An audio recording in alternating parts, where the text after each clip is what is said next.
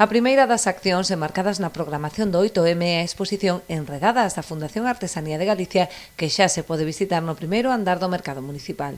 A partir do próximo luns iniciarase a difusión dunha campaña divulgativa na rede e entregarase material didáctico para traballar nos colexios.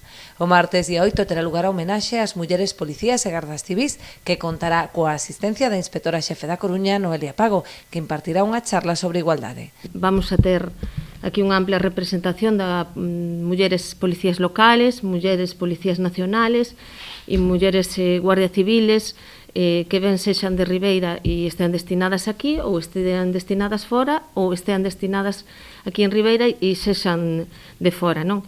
E bueno, neste sentido pues vamos a ter unhas xornadas divulgativas que nos vai a vir a inspectora xefa da Coruña.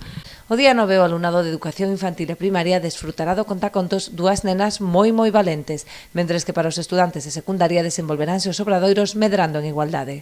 No marco desta programación arrancará tamén este ano o novidoso proxecto Pegadas Femininas, que busca recoller o legado de mulleres relevantes na historia do Concello de Ribeira. Trátase dun proxecto a longo prazo que concluirá cunha publicación editada polo Concello.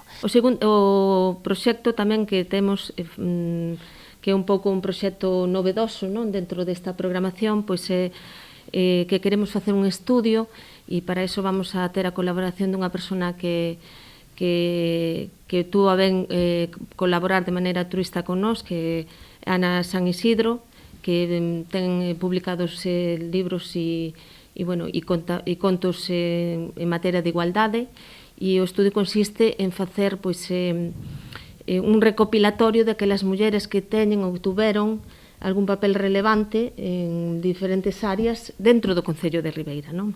Completan as propostas para esta campaña do Día da Muller os obradoiros da Fundación Mulleres dirixidos ás usuarias do CIM, o programa de formación narrativas visuais ou un curso de autodefensa persoal.